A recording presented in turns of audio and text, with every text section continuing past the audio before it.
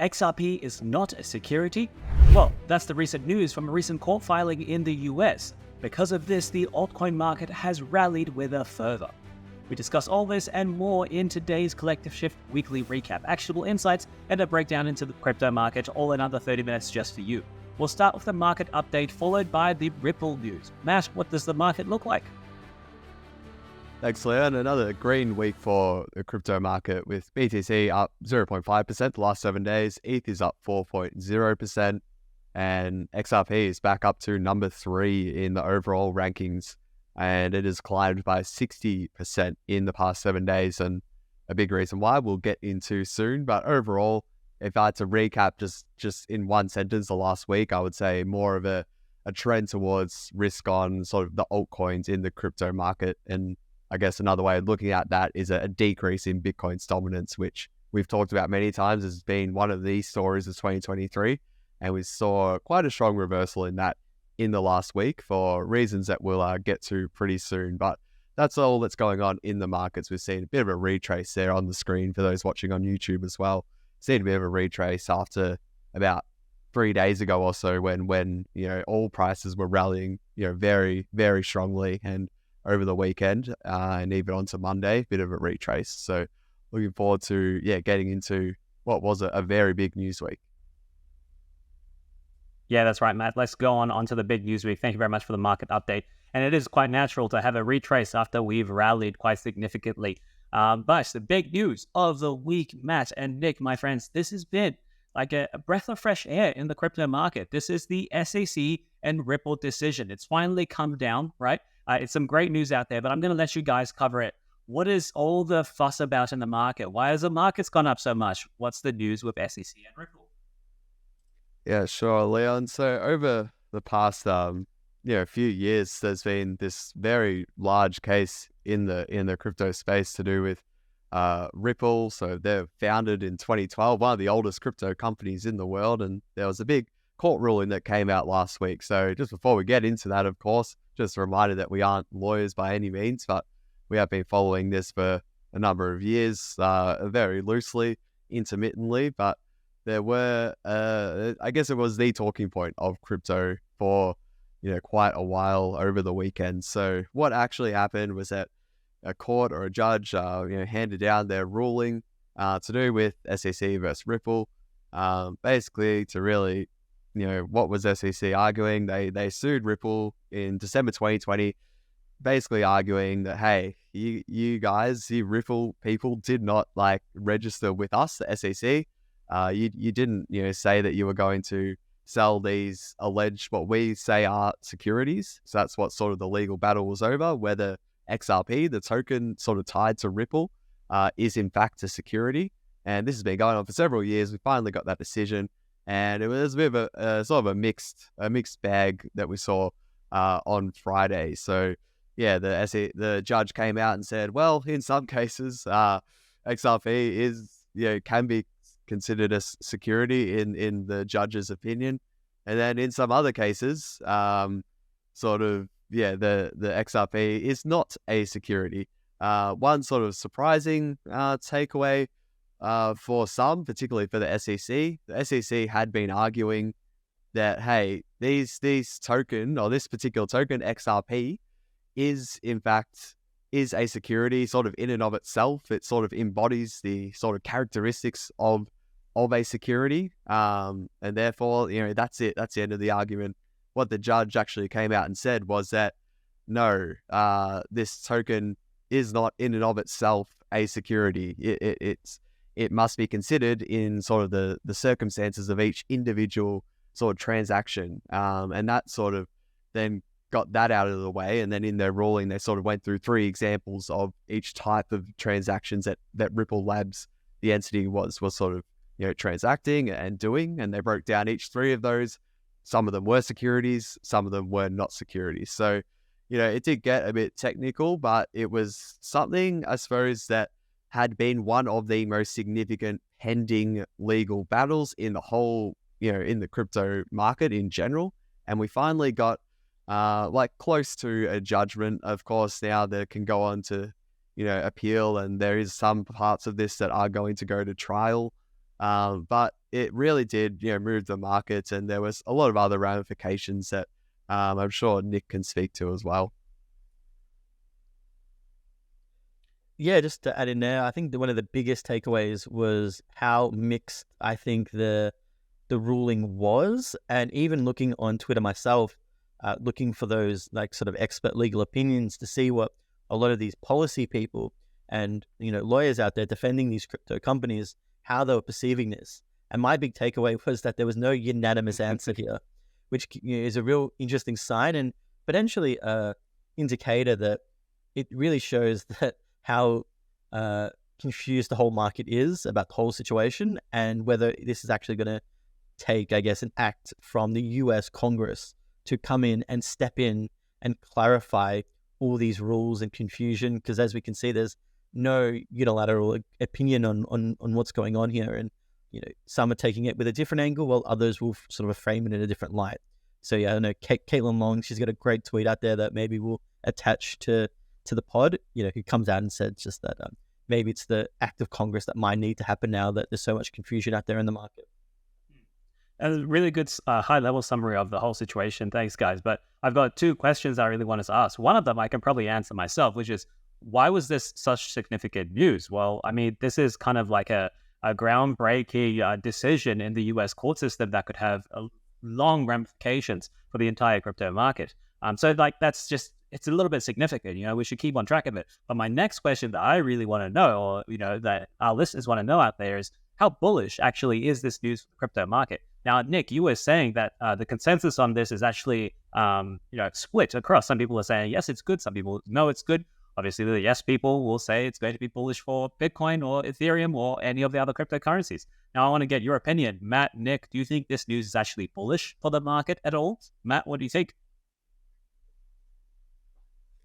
Yeah, I think overall, the only circumstance I would say I'm leaning slightly towards bullish, and probably the most bullish outcome of this would be if it accelerates the time that it takes to get some legislation through Congress. Like this, in a very ideal scenario, this outcome that has been very mixed and has proven how sort of technical this all is, and how if this continues without any legislation, we're going to have hundreds of these cases where one individual judge in one district has to determine whether something is or is not a security.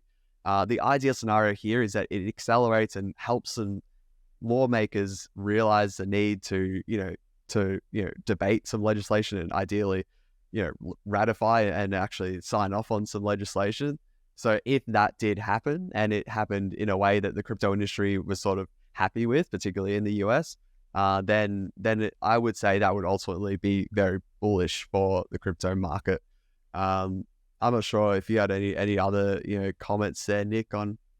I would probably, as you spoke, Leon, about whether this was positive or negative. I actually think the confusion is probably positive in the long run, because it really shows that maybe the state of the SEC, like, it's not a shambles, but it's close to it. I think that there's clearly no unilateral understanding of an agreement between all these different entities and all the different market participants who are screaming out for laws and clarity. Whereas I think Gary Gensler, who's the chair of the SEC, has come out and he said in the past few months that there is no clarity problem in the market. It's a compliance problem, which I think this ruling really shows that there is a lack of clarity problem in the market. So I think that's actually positive that there's so much confusion in the market, and it should really accelerate this, in my opinion, because there's a lot of, I think, money and people who probably want to get involved, whether you're an institution, whether you're a bank, to get involved in offering these things to people. But,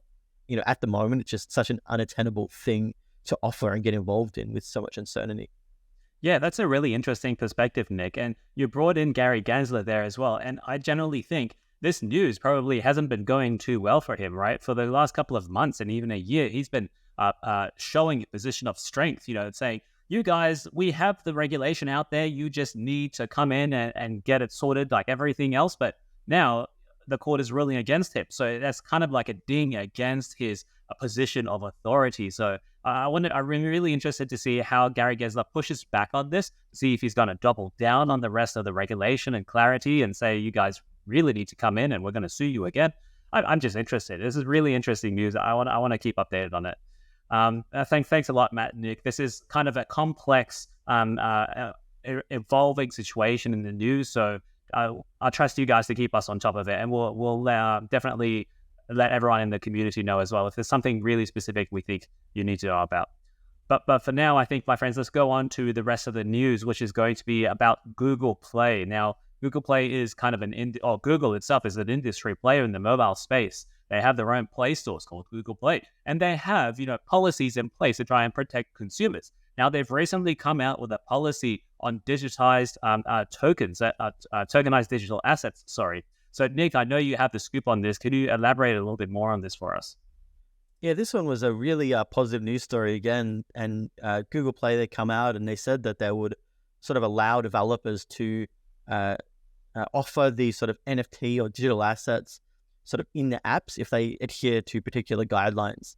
With Google Think Play's product manager, he come out and had some pretty interesting quotes, I think, from CoinDesk, who was reporting the news. And he said, sort of quote, traditional games with user-oriented content, and it'll boost user loyalty through unique NFT rewards, and how this is going to reimagine games. So really positive step forward, especially because the mobile space has been so confused, especially with different opinions, whether you're Apple, whether you're Google, in how NFTs and crypto are offered in apps.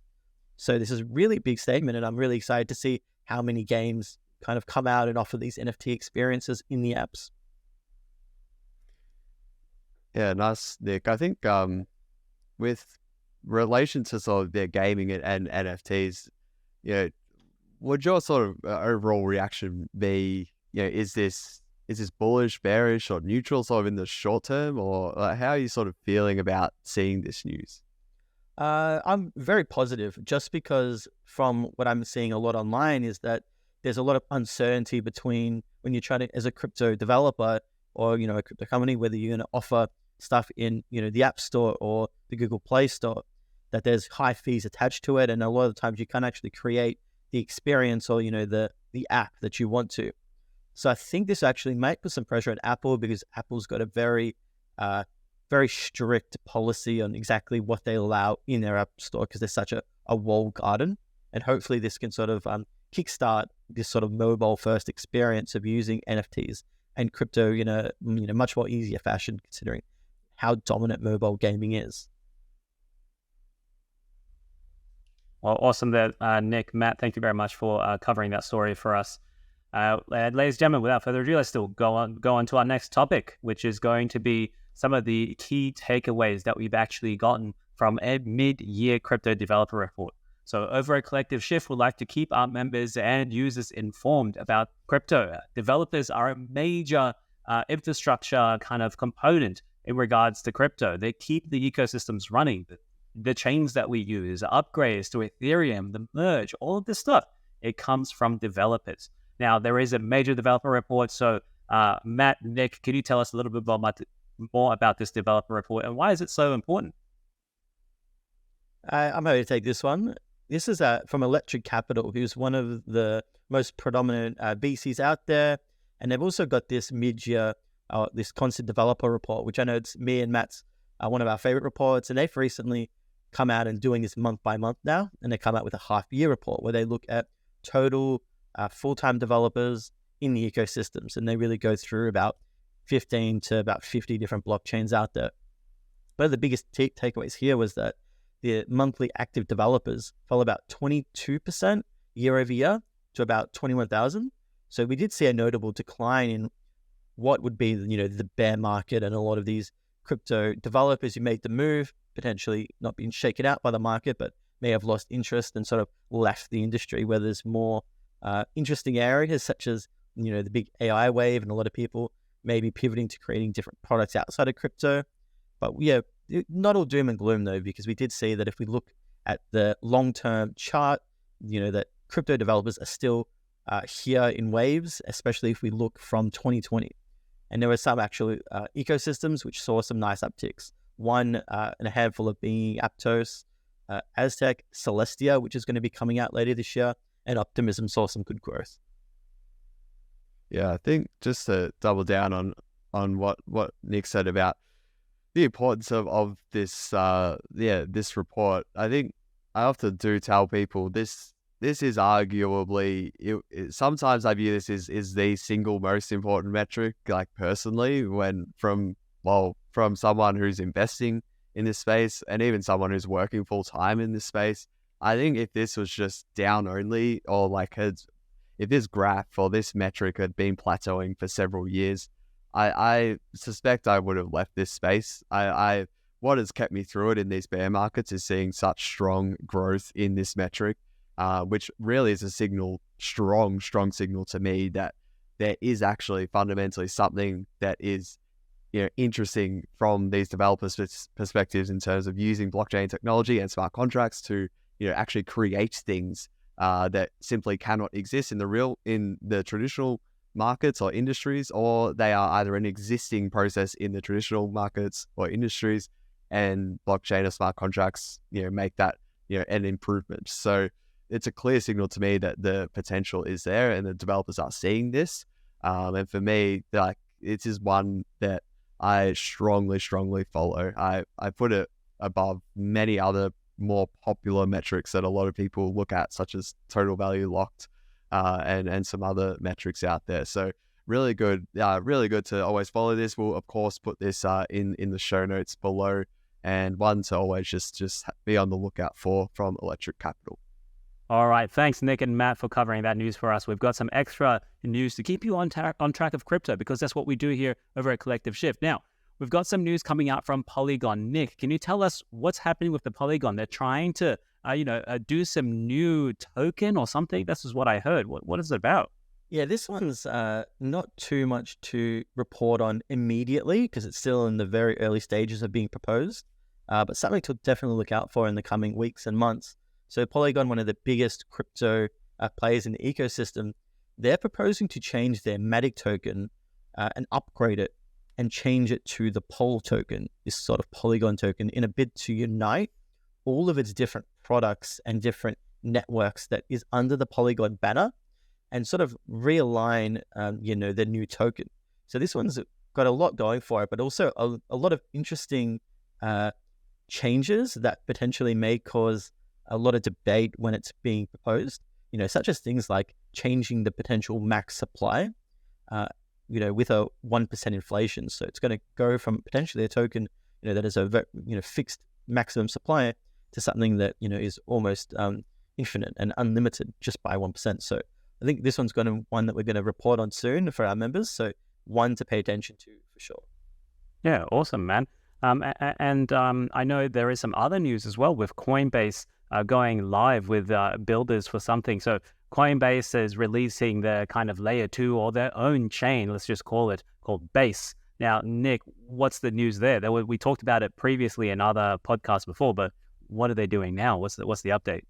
Yeah, this one's one of my favorite things this year so far, is that it was arguably one of the biggest launches this year. And it's, as you said, it's Coinbase's own Ethereum-like network. This is opened to builders right away, and it's going to go open to the public sometime in August. I'm not sure there's a specific date there, but I think the average Joe will be able to interact with Coinbase's new chain in a month or so. It's just so important because Coinbase has, I think, 90 million registered verified users on their platform. They custody billions of dollars of assets. So I'm seeing this as a potentially really interesting thing for Coinbase to onboard a lot of people in the space safely, especially with a lot of confusion on how to on-ramp and off-ramp in the space. And we also got to consider that Coinbase has enormous resources that they're fueling into Ethereum, and it's a huge, I think, win for legitimacy for Ethereum that one of the biggest public companies is aligning themselves with Ethereum. Yeah, it's super interesting. And I want to play on that base chain as well. I want to see if there's going to be the whole DeFi ecosystem, because it's going to be a more centralized, chain. It's built by one company, Coinbase. They're US regulated, and they might have some questions that they have to answer. They might have some answers they have to question. You know what I mean. But let's move on, friends. Let's talk about some bankruptcy updates that has recently come out. So, everyone knows Celsius. It was a lending as well as an earn application that you get on your phone. They touted themselves as being one of the safest places in crypto to earn. Of course, it wasn't like this. And the CEO currently, Alex Mashinsky, he has been arrested now currently. Now, why does this actually matter for you guys? We do get a bit of closure when it comes to the 2022 really discourse times that we had. It was really like the hairy jungle out there in 2022, and we get a bit of closure now. But that's just one person being arrested. In regards to other bankruptcy news as well, we have is FTX, which was the other big kind of red flag, the big events that happened a while ago. And what's happened now is that you can now go ahead and lodge your claims for the FTX account you might have had. So if you had funds in FTX, either Solana, USDC, whatever you had, Bitcoin, it is possible you might be able to get some back. That's according to the rest of the proceedings that will come from the bankruptcy. But for now, you can go ahead and lodge your claims. It follows the same process. We might leave a link for you down in the description for you below. Now, it just means you might get a fraction of your money back. We'll have to wait and see. You just got to tell them that you're there. That's it for now. Now, let's move on to the rest of the news we have. Something that is either overappreciated or underappreciated in the market now. We have Matt with us talking about some some spot Bitcoin ETFs coming out from Europe. So, Matt, what's that news about? Yeah, sure. So all the coverage seems to be about the US and then the spot Bitcoin ETFs that we talked about last month mainly. That's ongoing, but in Europe, they're actually on the verge of launching their first spot Bitcoin ETF. So this was actually approved in 2021, 2022. They put it on ice, and then this issuer is now getting ready to launch it. Similarly, we've seen in Australia, the registration or the application for what would be the country's first sort of licensed spot Bitcoin ETF. So just something you can get on the ASX through your Combank app or another sort of broker app. And if it were to be approved, it would be available for retail investors. Just a quick reminder, why is this significant? We do have Bitcoin ETFs at the moment, lots of them in Europe, even some in Australia. All of them to date have been futures ETFs where, you might be buying the Bitcoin ETF, units of that ETF, but really it does not directly impact the demand or supply dynamics of Bitcoin itself, or physical Bitcoin, if you will. So this is why a spot Bitcoin ETF is seen as the holy grail, or relative to futures ETF. It's seen as far superior and something that would have the potential to actually really enforce a sort of supply crunch on available Bitcoin, and all else being equal, that would then drive up the price of Bitcoin. So that's why people often, again, very excited about spot Bitcoin ETFs. And it was just notable here that I did see this in recent days, where you got Europe, Australia, both, potentially, Europe definitely is about to launch their spot Bitcoin ETF, but in Australia, exciting news that we got the first, application for a spot Bitcoin ETF. So exciting news, and there is always things going on outside of the US. Yeah, that's really exciting. I like the whole idea behind the supply crunch. As soon as coins start leaving the exchange, we're about to 11% or something circulating supply on the exchange at the moment. So when those coins go off the exchange, where are you going to buy it? You'll have to pay a higher price for it, and that's just supply dynamics happening on the exchanges. But awesome to know, Matt. Thank you so much, Nick. What kind of information do you have? Something that you really liked this week? Something I really piqued my interest this week was discussions around some alternative layer one blockchains, such as your Solanas, who are, the place to build your cryptocurrency dApps on. So we saw a lot of these gain a lot of traction in the last bull market, and they all, attained quite hefty valuations and a lot of interest. We're actually seeing now one name, which is Celo, which is sort of a smaller blockchain, sort of more forgotten about, didn't really carve out a particular, demand in itself. They've come out and proposed to sort of realign themselves with Ethereum and become one of these Ethereum-like networks like we talked about with Coinbase's Base. So this was something that I think is going to get a lot of talking points in the coming weeks as they potentially make this move. And I'm really wondering whether we're going to see more of these blockchains and all these teams that have left Ethereum in previous years as Ethereum starts to scale and retains those users, whether these networks are going to try and come back and build back on them, because a lot of their native tokens have really done poor. They struggle with users themselves. So this is a sort of theme and narrative that is quietly developing, and I'm wondering if we're going to see more of this in the coming months and year. Yeah, it is quite unfortunate. These teams do have to pivot and come back to where everyone else is having fun, which turns out to be the Ethereum blockchain, and then become a layer 2 on the Ethereum blockchain itself. So that's the unfortunate thing that happens, Nick, right? Some of these tokens and some of these blockchains, they will not survive the onslaught. There's too much competition, and so they do have to kind of adapt to survive, which is quite unfortunate. Now, the thing I wanted to share with the rest of the group, and if you're listening over at home, is did you know there's currently around about 274 days until the Bitcoin halving, right? So have you made your plans for what may happen immediately before or immediately after, maybe even 1 year after the Bitcoin halving? Have you looked at the charts? What typically predates this? What typically comes before this? Do you have a solid entry plan? Do you have a solid exit plan?